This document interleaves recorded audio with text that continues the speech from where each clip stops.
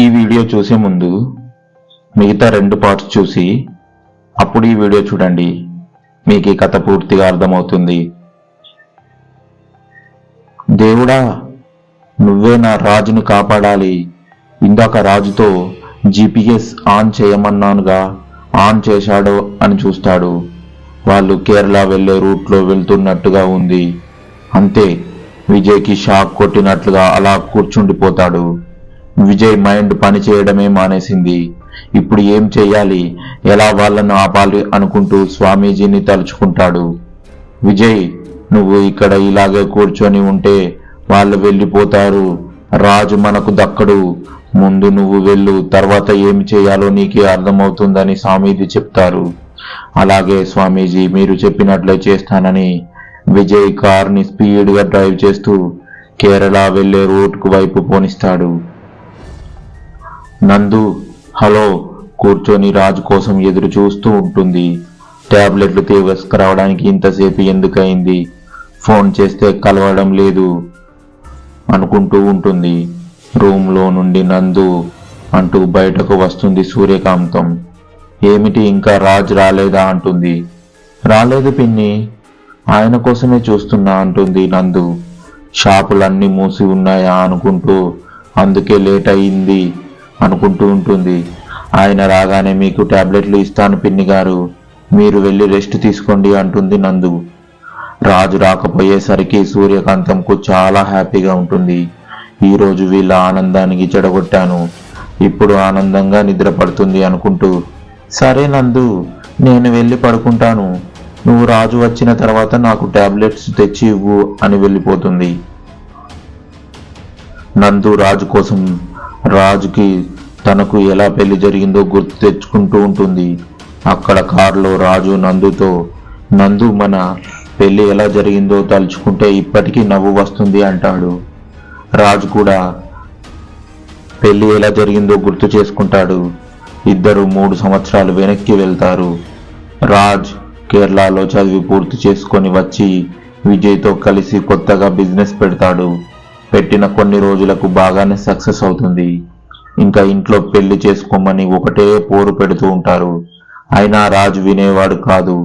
నాకు ఇప్పుడే పెళ్లి వద్దు, ఇంకా బిజినెస్ డెవలప్ చేయాలి అనేవాడు. ఒకరోజు రఘురాం గారు, సీత గారు హాల్లో కూర్చొని ఉంటారు. బయట నుండి రాజ్, విజయ్ వస్తారు. ఏమిటి, ఈరోజు ఇద్దరు ఫ్రీగా కూర్చొని ఉన్నారు అంటాడు రాజ్. నీకోసమే చూస్తున్నామంటాడు. ఏమిటి విషయం అని అడుగుతాడు. రాజ్, నీకొక సంబంధం చూశాం, అమ్మాయి చాలా బాగుంది, నీకు కూడా నచ్చుతుంది, రేపు చూడడానికి వెళ్ళాలి అంటారు. నాకిప్పుడు చేసుకోవాలని లేదని చెప్పాను కదా, ఎందుకు మళ్ళీ సంబంధాలు చూస్తున్నారు అని కొంచెం చికాక్గా అంటాడు. ఎందుకురా అంత చిరాకు, ఎప్పుడైనా చేసుకోవాలి కదా, అదేదో ఇప్పుడు చేసుకుంటే ఏమవుతుంది అంటాడు రఘురాం. డాడీ, మీరు కూడా అలాగే అంటారేమిటి, పెళ్లి చేసుకుంటే బిజినెస్ మీద కాన్సన్ట్రేషన్ చేయగలమా అని అంటాడు. ఎందుకు చేయలేం రాజ్, మీ అమ్మని చేసుకున్న తర్వాత బిజినెస్ ని ఇంకా ఎక్కువ డెవలప్ చేశాను. పెళ్లికి బిజినెస్ కి ఎందుకు ముడి పెడతావు, అది ఇది వేరుగా చూడు, అప్పుడు అర్థమవుతుంది అంటాడు రఘురాం. విజయ్ కూడా చేసుకో రాజ్, అమ్మ వాళ్ళు అడుగుతున్నారు కదా అంటాడు. సరే డాడీ, నేను మీరు చూసిన అమ్మాయిని చేసుకుంటాను, 1 ఇయర్ వెయిట్ చేయమని చెప్పండి, ఈ లోపు కావాలంటే విజ్జుకు చూడండి అంటాడు. విజయ్ బాబు, నన్ను వదిలేయి, ఎందుకు బుద్ధి గడ్డి తిని నిన్ను చేసుకోమన్నాను. ఇంకా నేను ఒక్క మాట కూడా మాట్లాడితే నీ మీద ఒట్టు అనబోయి, కాదు నా మీద ఒట్టు అంటాడు. అలా ఎలా విజ్జు, నువ్వు కూడా ఎప్పటికైనా చేసుకోవాల్సిందే కదా, అదేదో ముందు నువ్వు చేసుకో, తర్వాత నేను చేసుకుంటాను అంటాడు రాజ్. మీ ఇద్దరి గొడవ పడడం ఆపి రేపటి సంగతి తేల్చండి అంటారు సీత గారు. మనం రేపు పెళ్లి చూపులకు వెళ్తున్నాం అంతే అని లోపలికి వెళ్తారు. డాడీ, మీరైనా మమ్మీకి చెప్పండి ప్లీజ్ అంటాడు రాజ్. మీ మమ్మీ మాట నా మాట రాజ్ అని రఘురాం కూడా లోపలికి వెళ్తాడు. విజయ్ వైపు చూసి, ఏమైంది విజ్జు, వీళ్ళకి ఈరోజు నా మాట అస్సలు వినడం లేదు అంటాడు. నేను కూడా విననురా, రేపు పెళ్లి చూపులకు వెళ్లాల్సిందే అంటాడు. ఎందుకురా నా మీద నీకంత పగ, సరే కానివ్వండి, రేపు వెళ్దామని మమ్మీ డాడీ విన్నారు కదా, రండి, నాకు తెలుసు మీరు డోర్ వెనకే ఉన్నారు అంటాడు. ఇద్దరు రూమ్లో నుంచి బయటకు వస్తారు. ఎంతగా నాటకం ఆడారు అందరూ కలిసి, ఆఖరికి విజ్జుగాడు కూడా అని. రేపు వస్తా కానీ నాది ఒక కండిషన్ అంటాడు. అందుకు ఒకేసారి ఏమిటి అంటారు అందరూ కలిసి. నాకు ఆ అమ్మాయి నచ్చితేనే నేను వెళ్ళి ఒప్పుకుంటాను, నాకు నచ్చకపోతే నేను అక్కడే చెప్తాను. తర్వాత మీరు మళ్ళీ 1 year దాకా ఆగాలి, పెళ్లి మాట ఎత్తకూడదు అంటే అంటారు. రఘురాం సీత గారు అక్కడే నువ్వు చెప్పినట్లు అలాగే చేస్తామంటారు. మీరు చాలా కాన్ఫిడెంట్ గా ఉన్నారుగా, అంటే నాకు నచ్చుతుందని ఫిక్స్ అయినట్లున్నారు. ఓకే, రేపు చూసుకుందాం, మీరు గెలుస్తారో నేను గెలుస్తాను అంటాడు. అరే విజ్జు, నువ్వు కూడా వాళ్ళ తరపే కదా అంటాడు రాజ్. నేను ఎవరి తరపైనా నీ మంచి కోసమేగా రాజ్ అని అంటాడు విజయ్. సరే, మాట్లాడుకుంది చాలే, విజయ్ ఇంటికి వెళ్ళు, రేపు ఉదయాన్నే అమ్మ చెల్లిని తీసుకొని రా అని అంటుంది సీత. అలాగే ఆంటీ, మార్నింగే వస్తాం. Okay Raj, by, good night, బాగా నిద్రపో, రేపు గ్లామర్ గా కనిపించాలిగా, అసలే అమ్మాయి చాలా అందంగా ఉంటుంది అన్నారు అని ఎక్కడ రాజు కొడతాడు అని పరిగెత్తుతాడు. వెళ్ళు వెళ్ళు, రేపు దొరకకుండా ఎక్కడికి వెళ్తావు అంటాడు రాజ్. అరే రాజ్, విజయ్ చెప్పింది నిజమే, అమ్మాయి చాలా అందంగా ఉంటుంది, నువ్వు అలాగే ఉండాలి, అంటే త్వరగా పడుకో, నిద్ర లేకపోతే ఫేస్ డల్గా కనిపిస్తుంది అంటుంది వాళ్ళమ్మ. మమ్మీ నువ్వు కూడానా అంటాడు. సరే వెళ్ళి పడుకో అంటారు. ఓకే మమ్మీ, గుడ్ నైట్ అని బాయ్ చెప్పి పైకి వెళ్తాడు. ఏమండి, వాడు రేపు పెళ్లికి ఒప్పుకుంటాడా అని అడుగుతుంది సీత. నాకు వాడు ఓకే అంటాడు అని అనిపిస్తుంది, చూద్దాం రేపు ఏం జరుగుతుందో అని. పద వెళ్దాం, మనం కూడా రేపు త్వరగా లేవాలి అంటారు. సరే పదండి అని రూమ్కి వెళ్తారు. ఉదయాన్నే కౌసల్య, సుప్రజ, రామ, పూర్వ, సంధ్య ప్రవర్తతే అంటూ సుప్రభాతం వస్తూ ఉంటుంది. రాజ్ లేచి అప్పుడే తెల్లవారిందా అనుకుంటూ లేచి జిమ్ రూమ్కు వెళ్ళి జిమ్ చేస్తూ, ఈరోజు పెళ్లి చూపులు అన్నారు కదా, అమ్మాయి నాకన్నా అందంగా ఉంటుంది అంటున్నారు, ఎలా ఉంటుందో నేను చూస్తాను. కేరళలో నేను చదువుకునేటప్పుడు నాకు ఎంతో మంది ప్రపోజ్ చేశారు. నా ఫ్రెండ్స్ అందరూ నువ్వు మా పక్కనకు రాకురా, నువ్వు ఉంటే మమ్మల్ని ఎవ్వరు చూడడం లేదని ఏడ్చేవాళ్ళు. అది కాక ఎవరో ఒక అమ్మాయి లవ్ లెటర్స్ రాసి నా రూమ్ ముందు ఉంచేది, ఎప్పుడు కనిపించేది కాదు. ధైర్యం లేనప్పుడు ఎందుకు ప్రేమించడం ఎందుకో అని ఆ లెటర్స్ను పట్టించుకునే వాడిని కాను. ఎలా ఉండేదో ఆ అమ్మాయి అనుకుంటూ జిమ్ చేస్తూ అనుకుంటూ ఉంటూ, అలా అందగాన్ని నాకన్నా ఆ అమ్మాయి బాగుంటుందా, ఈరోజు చూపిస్తా అని రూమ్ నుంచి వస్తాడు. పని అమ్మాయి వచ్చి జ్యూస్ ఇచ్చి వెళ్ళిపోతుంది. రాజ్ జ్యూస్ తాగి ఫ్రెష్ అవ్వడానికి వెళ్తాడు. ఈలోపు సీతగారు వచ్చి డ్రెస్ పెడతారు. రాజ్ వాష్రూమ్లో నుండి బయటకు వచ్చి గుడ్ మార్నింగ్ మమ్మీ అని, నేనే పిలుద్దాం డ్రెస్ కోసం అనుకున్నా, నువ్వే వచ్చావు అని అంటాడు. సరే త్వరగా రెడీ అయ్యి రా, విజయ్ వాళ్ళు బయలుదేరి వస్తున్నారని చెప్తారు. ఎన్ని గంటలకు మమ్మీ అంటాడు. 9కి అక్కడ ఉండాలి, అది మంచి ముహూర్తం అని అంటున్నారు. సరే మమ్మీ, నేను రెడీ అయి వస్తాను అంటాడు. సరే అని కిందికి వెళ్తారు. రాజు వాళ్ళ మమ్మీ పెట్టిన డ్రెస్ వేసుకొని రెడీ అవుతూ, నచ్చని పెళ్లి చూపులకి ఎందుకో నేను ఇంతగా రెడీ అవుతున్నాను, అవ్వాలని మామూలుగా రెడీ అయితేనే సరిపోతుంది కదా, అమ్మో వద్దులే, ఆ అమ్మాయి కన్నా నేనే అందంగా ఉండాలి అని నీట్గా రెడీ అవుతాడు. జీన్స్, దాని మీద లైట్ క్రీమ్ కలర్ షర్టు, చూడడానికి హీరోలా ఉంటాడు. అంతే, రెడీ అయి కిందకి వస్తారు. విజయ్ వాళ్ళు వచ్చి ఉంటారు. శ్యామల చూసి, వావ్ సూపర్ అన్నయ్య, హీరో లాగా భలే ఉన్నావంటుంది. అందరూ రాజు వైపు బాగున్నావురా అంటారు. సీతగారు టైం అవుతుంది పదండి అని బయలుదేరుతారు. రాజు, సీతగారు, శ్యామల, రాధ గారు ఒక్కరు ఒక కారులో ఎక్కుతారు, మిగతా వాళ్ళు వేరే కారులో ఎక్కుతారు. ముందు విజయ్ వాళ్ళ కారు వెళ్తుంటే వెనక రాజు ఫాలో అవుతాడు. అన్నయ్య, వదిన ఎలా ఉంటుందో అని అడుగుతుంది శ్యామల. ఏంట్రా అప్పుడే వదిన అని ఫిక్స్ అయ్యావు అంటాడు రాజ్. నాకెందుకో ఇది జరుగుతుంది అనిపిస్తుంది అన్నయ్య అంటుంది శ్యామల. ఒక మంచి మాట చెప్పావు శ్యాము అంటూ సీత గారు మమ్మీ అంటాడు. ఏమైంది రాజు, నీకు ఇష్టం లేదా అని అడుగుతారు రాధగారు. అదేం లేదులే రాధా, వాడు నచ్చితే చేసుకుంటాడు, లేదంటే 1 year దాకా చేసుకోడంట. ముందు విజయ్ కార్ ఆపుతాడు. రాజు కూడా స్లోగా చేసి పక్కన ఆపుతాడు. అందరూ కారు దిగి ఇంటి ముందు వెళ్తారు. ఒక పెద్ద ఆయన వస్తాడు. పెళ్లి కూతురు నాన్న అనుకుంటూ, రండి రండి, లోపలికి రండి అని ఆహ్వానిస్తారు. అందరూ లోపలికి వెళ్తారు. మిడిల్ క్లాస్ ఫ్యామిలీ అనుకుంటా. ఇల్లు చిన్నదైనా నీట్గా ఉంటుంది. అందరూ వెళ్ళి కూర్చుంటారు. అందరూ మంచినీళ్ళు ఇస్తారు. పెళ్లి కూతురు నాన్న కూర్చొని మాట్లాడుతూ ఉంటాడు. ఏం బాబు, బిజినెస్ ఎలా ఉంది అని అడుగుతాడు రాజుని. రాజ్ బాగానే ఉంది అని అంటాడు. తర్వాత సీత రఘురాం గారితో మాట్లాడుతూ ఉంటాడు. రాజ్ విజయ్తో ఏమిట్రా ఇంకా ఇంతసేపు అంటాడు. ఉండరా, రెడీ అవ్వాలి కదా, తీసుకొని వస్తారుండు అని అంటాడు. ఏమిట్రా తొందర ఉన్నట్లుంది, అమ్మాయిని చూడాలని అంటాడు విజయ్. విజ్జు అంటూ కోపంగా పిలుస్తాడు చిన్నగా. రఘురామ్ ఏమైంది అంటాడు. ఏం లేదు డాడీ అని అంటాడు రాజ్. లేదంకుల్, రాజ్ అమ్మాయి ఎప్పుడు వస్తుంది అని అడుగుతున్నాడు అని అంటాడు. రాజ్ విజయ్ వైపు చూస్తూ ఉరిమి చూస్తూ ఉంటాడు. పెళ్లి కూతురు నాన్న లేచి, సారీ అండి, ఇప్పుడే పిలుచుకు వస్తానండి అని లోపలికి వెళ్తారు. విజ్జు, నిన్ను ఎవరు చెప్పమన్నారు అంటూ విజయ్ని కొట్టబోతాడు. పట్టీల సౌండ్ వినిపిస్తుంది. గ్రీన్ కలర్ పట్టుచీర కట్టుకొని చేతిలో ట్రే పట్టుకొని అందరికీ టీ ఇస్తూ చివరికి రాజ్ దగ్గరికి వస్తుంది. అప్పటిదాకా విజయ్ గొడవ పడుతూ తన ముందు ఎవరు వచ్చారో అని చూస్తాడు. చేతిలో ట్రేని పట్టుకొని రాజ్ ముందు నిలబడుతుంది. రాజ్ మొహం చూడకుండా ట్రేలోని టీ తీసుకుంటూ చేతులు ఏమిటి ఇంత అందంగా ఉన్నాయి, ఆ చేతికి గ్రీన్ కలర్ గాజులు వేసుకోవడం వల్ల ఇంకా అందంగా ఉన్నాయి అని మనసులో అనుకుంటూ ఉంటాడు రాజ్. రాజ్, అమ్మాయిని చూడు అంటారు సీత గారు. రాజు తల ఎత్తి చూస్తాడు. చందమామ లాంటి మొహం, అందమైన కళ్ళు, ముక్కుకు చిన్న ముక్కు పుడక లాంటి గులాబీ రేకులు లాంటి పెదాలు అని వర్ణించుకుంటూ చూస్తూ ఉంటాడు రాజ్. రాజ్, అమ్మాయి ఎంతసేపు నిలబడుతుంది, టీ తీసుకో అంటారు సీత గారు.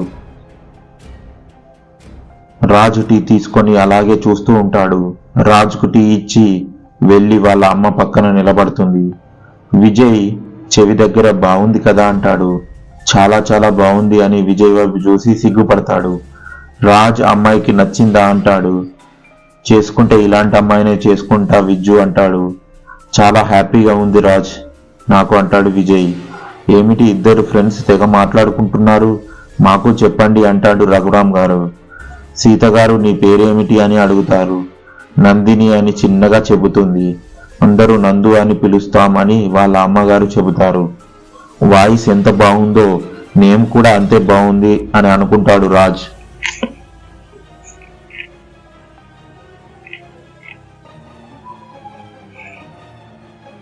సీత గారు రాజుతో, అమ్మాయి ఏమైనా మాట్లాడతావా అంటే రఘురాం గారు, మన అందరం ఉంటే ఏం మాట్లాడుకుంటారు అని అంటాడు.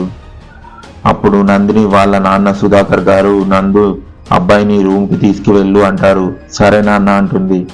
బాబు వెళ్ళండి అంటాడు సుధాకర్. రాజు వాళ్ళ అమ్మ వైపు చూస్తే వెళ్ళు అంటారు. రాజు నందు వెనుక వెళ్తాడు. నందు రూములోకి తీసుకెళ్లి చైర్ చూపించి కూర్చుంటుంది.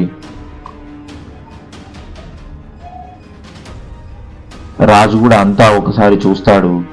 గోడ మీద రాధాకృష్ణుల పెయింటింగ్ చూడడానికి చాలా అందంగా ఉంటుంది. బెడ్ మీద టెడ్డీ బేర్ చూసి, అబ్బో టెడ్డీ బేర్స్ అంటే ఇష్టం అనుకుంటా అని రూమ్ అంతా చూసి చాలా నీట్గా ఉంది అని అనుకుంటాడు. నందు ఒక పక్కన తలదించుకొని నిలబడి ఉంటుంది. ఏమిటండి అలా నిలబడి ఉన్నారు, కూర్చోండి అంటాడు. నందు కూర్చోకుండా అలాగే నిలబడి ఉంటుంది. మీరు కూర్చోలేదు అనుకో, నేను నిలబడతాను అంటాడు.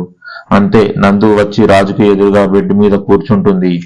రాజ్, గుడ్ అని, నా పేరు రాజ్ అని చెప్పి, నీ పేరు ఏంటి అంటాడు. నందు అని తల వంచుగా చిన్నగా చెబుతుంది. నందు వైపు చూసి నందు అని పిలుస్తాడు. నందు బెరుకుకు భయంగా తలదించుకొని అంటుంది. మిమ్మల్ని నందు అని పిలవచ్చు కదా అంటాడు. పిలవచ్చు అన్నట్లు తలూపుతుంది. ఏమైంది నందు, తల వంచుకొని ఉన్నావు? నేను చూడడానికి అందంగా లేనా? నన్ను చూడలేకపోతున్నావా? అందుకే తల వంచుకొని ఉన్నావా అని అంటాడు. నందు తల ఎత్తి, లేదు లేదు, వీరు నాకన్నా చాలా అందంగా ఉన్నారు. మరి నా వైపు చూసి మాట్లాడకుండా ఎందుకు తలదించుకొని మాట్లాడుతున్నావు నందు? నందు ఏమి మాట్లాడకుండా కామ్గా ఉంటుంది. ఏమైంది నందు? ఏమి చెప్పవు ఏమిటి అని అడుగుతాడు. మరి మరి మీకు నేను నచ్చానా? అయితే మీకు కూడా కట్నం కావాలా అని బాధగా అడుగుతుంది. నందు అమాయకంగా అలా అనగానే రాజు మనసు చివుక్కుమంటుంది. అసలు ఏమి జరిగిందో తెలుసుకోవాలని నందు నా వైపు చూడు అని, అసలు ఏం జరిగింది, ఎందుకు అంత బాధపడుతున్నావు అంటాడు. ముందు మీరు నేను అడిగిన దానికి సమాధానం చెప్పండి, నేను తర్వాత చెబుతాను అంటుంది నందు. సరే అయితే చెబుతాను విను. నువ్వు నాకు చాలా చాలా బాగా నచ్చావు. నేను ఈ పెళ్లి చూపులకు ఇష్టం లేకుండానే వచ్చాను. కానీ నిన్ను చూడగానే పెళ్ళంటూ చేసుకుంటే నిన్నే చేసుకోవాలని నిర్ణయించుకున్నాను. నువ్వు నాకు అంతగా నచ్చావు. ఇంకా కట్నం సంగతి అంటావా? నిలువెత్తు బంగారం నా సొంతం అవుతుంటే ఇంకా కట్నంతో పని ఏమిటి చెప్పు నందు అని నందు చూసి కన్ను కొడతాడు. రాజ్ అలా చేయగానే నందు సిగ్గుపడుతూ, మీరు ఇలా చేయడం ఏమీ బాగోలేదండి, ఇలా చేయడం నందు అంటాడు. రాజు నవ్వుతూ, ఇదిగో ఇలా మాట్లాడితే నేను వెళ్ళిపోతాను. ఎక్కడికి వెళ్తావు? నేను నచ్చానో లేదో చెప్పకుండా బయటకు అడిగితే ఏమని చెప్తాను? నేను చెప్పేది ఏమిటి ఉంటుంది, మీరే చెప్పాలి. నేను నచ్చానో లేదో అని మిమ్మల్ని అడుగుతారు. సరే నేను అడుగుతున్నా చెప్పు, నన్ను పెళ్లి చేసుకోవడం నీకు ఇష్టమేనా అని అంటాడు. ఏమీ చెప్పకుండా అలాగే ఉంటుంది. నందు నేను చెప్పాను కదా, అలాగే నువ్వు కూడా చెప్పు, నీకు ఇష్టమైతేనే మన పెళ్లి జరుగుతుంది అంటాడు. అయినా సమాధానం చెప్పదు. ఓకే నందిని గారు, మీకు ఇష్టం లేదనుకుంటా, నేను వెళ్ళి నాకే ఈ పెళ్లి ఇష్టం లేదని చెప్తాను రండి అని బయటకు వెళ్ళిపోతాడు. నందిని అడ్డు నిలబడుతుంది. ఏమైంది నందిని గారు, అడ్డు తప్పుకోండి, వెళ్దామంటాడు. నాకు పెళ్లి ఇష్టమే అంటుంది తల వంచుకొని. ఏమిటి నాకు వినిపించడం లేదు, కొంచెం తల ఎత్తి చెప్పండి నందిని గారు అంటుంది. తల ఎత్తి నందు అని పిలవండి అంటుంది సిగ్గుపడుతూ. రాజు నందు దగ్గరకు వచ్చి ఏమిటి నందిని అని పిలిస్తే బాగలేదా అంటాడు. అని తల ఊపుతుంది. సరే పిలువను గాని ఇందాక ఎందుకు అంత బాధపడ్డావు? తర్వాత చెబుతాను అన్నావు కదా, చెప్పు అంటాడు. ఇప్పుడు కాదు, బయట అందరూ ఎదురు చూస్తూ ఉంటారు, తర్వాత చెబుతాను, ముందు మనం బయటకు వెళ్దామంటుంది. ఎప్పుడు చెబుతావు? రేపు చెబుతాను. మా ఇంటికి దగ్గర ఒక పార్కు ఉంది, రేపు మీరు సాయంత్రం అక్కడికి రండి అంటుంది. ఓకే నందు, నేను వచ్చేటప్పుడు నీకు ఫోన్ చేస్తాను అంటాడు. అలాగే అండి అంటుంది నందు. సరే అయితే ఫోన్ నెంబర్ చెప్పు అంటాడు. నందు రాజు వైపు చూస్తుంది. ఏమిటి అలా చూస్తున్నావు, నెంబర్ లేకుండా ఎలా చేయమంటావు అంటాడు. సరే అని నెంబర్ చెబుతుంది. నెంబర్ ఫోన్లో మై లైఫ్ అని సేవ్ చేసుకొని నందు ఫోన్కు రింగ్ ఇస్తాడు. ఇద్దరు బయటకు వస్తారు. అందరూ వీళ్ళ కోసం వెయిట్ చేస్తూ ఉన్నారు. సీతగారు రాజు వైపు చూసి ఏమైంది అన్నట్లుగా సైగ చేస్తుంది. రాజు ఓకే అని చెబుతాడు. పెద్దవాళ్ళందరూ కలిసి ఇద్దరుని అడుగుతారు. మాకు ఇష్టమే అని ఇద్దరు అంటారు. అందరం ఆనందపడతారు. సుధాకర్ రఘురాం దగ్గరకు వచ్చి చేతులు పట్టుకొని, బావగారు మీలాంటి మంచి కుటుంబం నా కూతురుకు దొరికినందుకు చాలా అదృష్టవంతురాలు అంటాడు. అలా ఎందుకు అనుకోవాలి, మీ అమ్మాయి మా ఇంటికి రావడం మా అదృష్టం అనుకోవచ్చుగా అంటారు.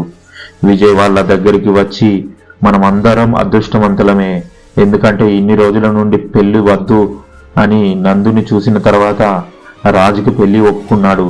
అలాగే నందుకి ఇన్ని రోజుల నుండి ఏ సంబంధము కుదరలేదు, ఇప్పుడు కుదిరింది కాబట్టి అందరం అదృష్టవంతులమే అని అన్నాడు. భలే చెప్పావు విజయ్ అంటాడు రఘురాం. సీతగారు వచ్చి అన్నయ్య గారు దగ్గరలో ఏమైనా ముహూర్తాలు ఉంటే చూడండి, డైరెక్ట్ గా పెళ్ళే చేసేద్దాం ఏమంటారు అంటుంది. రాజు వెంటనే నాకు ఓకే మమ్మీ అంటాడు. రాజు అలా అనగానే అందరూ పెద్దగా నవ్వుతారు.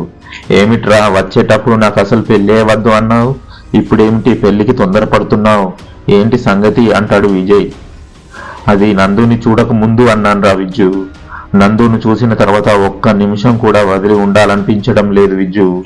లవ్ ఎట్ ఫస్ట్ సైట్ అంటే ఇదే అనుకుంటాను అని అంటాడు. ఏదైతే మొత్తానికైతే నువ్వు పెళ్లి ఒప్పుకున్నావు, అది చాలు అంటాడు విజయ్.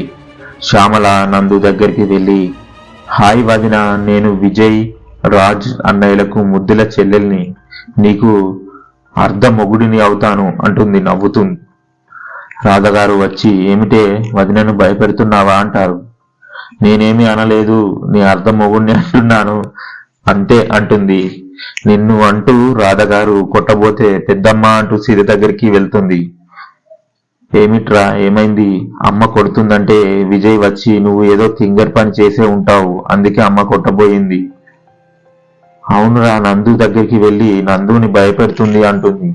నాకు తెలుసు ఇది ఇలాంటి తంగరి పని చేస్తుంది అని. పోండి, నేను రాజు అన్నయ్య దగ్గరికే వెళ్తాను అంటూ రాజు దగ్గరికి వెళ్ళి కూర్చుంటుంది. ఏమిటి శ్యామ్, మీ వదిన ఎలా ఉంది అంటాడు నెమ్మదిగా. వదిన సూపర్ అన్నయ్య అంటుంది. నువ్వు పెళ్లి చేసుకుంటే ఈ వదిననే చేసుకో అన్నయ్య అంటుంది. అలాగారా, నువ్వు చెప్పావు కదా, ఇక తనను నీ వదిననే అంటాడు. అలా సరదాగా మాట్లాడుకుంటూ భోజనాలు చేసి ఇంకా మేము బయలుదేరుతాం సుధాకర్ గారు అంటారు రఘురాం. అలాగే బావగారు, ముహూర్తం చూసి కబురు చేస్తాం అంటారు. సరే, అలాగే వీలైతే దగ్గరగా ఉండే లాగా చూడండి అలాగే అంటారు. అందరూ బయటకు వస్తారు. సీతగారు నందు దగ్గరికి వెళ్ళి వస్తాం నందు అంటారు. అలాగే అండి అంటుంది. ఇంకా అండి ఏమిటి, అత్తయ్య గారు అని పిలువు అంటారు. నందు నవ్వుతూ అలాగే అత్తయ్య గారు అంటుంది. నందు వాళ్ళమ్మ పద్మగారి దగ్గరికి వెళ్ళి వస్తామంటారు. మంచిది వదిన గారు అంటారు. అందరూ కారులో కూర్చొని వస్తామని చెప్పి బయలుదేరుతారు. రాజ్ కారు డ్రైవ్ చేస్తూ నందు వైపు చూసి వస్తాను అని చెబుతాడు. సరే అంటుంది. సోఫాలో కూర్చొని ఉన్న నందుకి అదంతా గుర్తుకు వచ్చి నవ్వుకుంటుంది. ఏమిటి ఈయన ఇంకా రాలేదు అని మళ్ళీ ఫోన్ ట్రై చేస్తే నాట్ రీచబుల్ అని వస్తుంది. ఏమైంది ఈయన గారి ఫోన్కి అనుకొని విజయ్కి చేద్దామని విజయ్కి కాల్ చేస్తుంది. రింగ్ అవుతుంది కానీ తీయడు. అదేమిటి, విజయ్ కూడా ఫోన్ తీయడం లేదు, ఈ రోజు ఏమైంది వీళ్ళకి అనుకుంటూ సోఫాలో పడుకుంటుంది. విజయ్ కారు స్పీడ్గా డ్రైవ్ చేస్తూ ఫోన్ రింగ్ అయింది కూడా చూడడు. ఫోన్లో రాజు కారుకు దగ్గరగా ఉన్నట్టు చూపిస్తూ ఉంటుంది. విజయ్ ఇంకా స్పీడ్ పెంచుతాడు. రాజు పెళ్లి ఎలా జరిగిందో చెబుతూ ఉంటే నందుకి కోపం వస్తూ ఉంటుంది. నందు, నువ్వు ఏం మాట్లాడకుండా లేదు ఏమిటి? ఆ రోజు పార్కులో నువ్వు చెప్పింది తలుచుకుంటే నాకు ఇప్పటికీ బాధగానే ఉంటుంది అంటాడు. నందు, ఏమైంది, ఏం మాట్లాడవు? దేని గురించి అంతలా దీర్ఘంగా ఆలోచిస్తున్నావంటే, అదే రాజ్, కేరళలో ఎవరో ఒక అమ్మాయి లవ్ లెటర్స్ రాసి మీ ఇంటి దగ్గర పెట్టింది అన్నావు కదా, ఆ అమ్మాయి గురించి అంటుంది. రాజ్ సడన్ గా బ్రేక్ వేసి ఆపి, ఏమిటి, తన గురించి ఆలోచిస్తున్నావా? నేను ఎప్పుడో మర్చిపోయాను. అసలు తను ఎవరో ఎలా ఉంటుందో కూడా తెలియదు. నువ్వెందుకు తన గురించి ఆలోచిస్తున్నావు?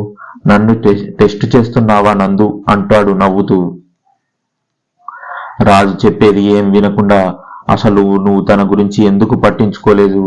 అంత ప్రేమగా రోజు లెటర్స్ రాసి మీ ఇంటి దగ్గర పెడితే ఒక్కసారి కూడా నువ్వు తనను ఎవరు, ఎక్కడ ఉంటుంది, ఎలా ఉంటుంది అని తెలుసుకుందామని ఎందుకు అనిపించలేదు? ఏమి ఆ లెటర్స్ లో తన మీద నీకు ప్రేమ కనిపించలేదా అని సీరియస్గా అడుగుతుంది. రాజుకి నందును చూడగానే భయం వేస్తుంది. కళ్ళు ఎర్రగా ఉండి రాజుని కోపంగా చూస్తూ, చెప్పు రాజు, ఎందుకు?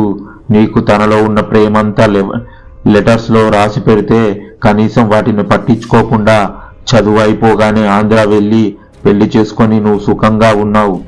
తర్వాత నిన్ను ప్రేమించిన అమ్మాయి గురించి పూర్తిగా మర్చిపోయి పెళ్ళంతో ఈ 3 సంవత్సరాలు బాగా ఎంజాయ్ చేస్తూ గడిపావు. నిన్ను ఏమనాలి అని కళ్ళు పెద్దవి చేస్తూ చూస్తూ ఉంటుంది. నందుని చూడగానే రాజుకి భయం వేస్తుంది. నందు అని పిలుస్తున్నా పలకకుండా ఉంటుంది. నందు అని మళ్ళీ పిలుస్తాడు, పలకదు. మళ్ళీ పిలవబోతే, నా పేరు నందు కాదు, ప్రియా అని గట్టిగా అరిచి చెబుతుంది. రాజుకి ఆశ్చర్యంతో అలాగే చూస్తూ ఉంటాడు. నెక్స్ట్ పార్ట్ కోసం వెయిట్ చేస్తూ ఉండండి. ఈ వీడియో నచ్చినట్లయితే లైక్ చేసి మీకేమనిపించిందో కామెంట్ రూపంలో తెలియజేయండి. మరిన్ని వీడియోల కోసం మన ఛానల్ని సబ్స్క్రైబ్ చేసుకోండి. Thank you for watching our videos.